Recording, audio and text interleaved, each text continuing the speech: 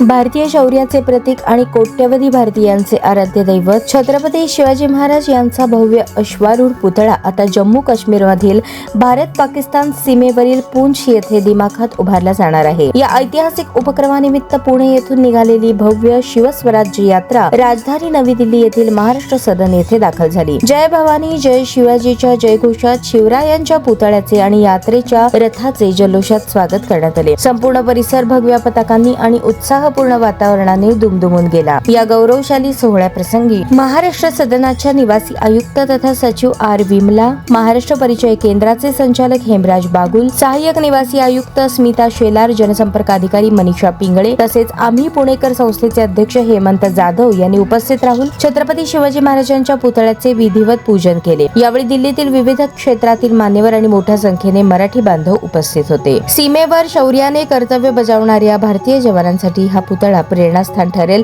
असा विश्वास आयुक्त आर विमला यांनी व्यक्त केला। सीमेवर उभारला जाणारा हा पुतळा राष्ट्रभक्ती आणि स्वाभिमानाचे प्रतीक ठरणारा असून देशभक्तीची जाज्वल्य भावना अधिक दृढ करेल असेही त्यांनी नमूद केले।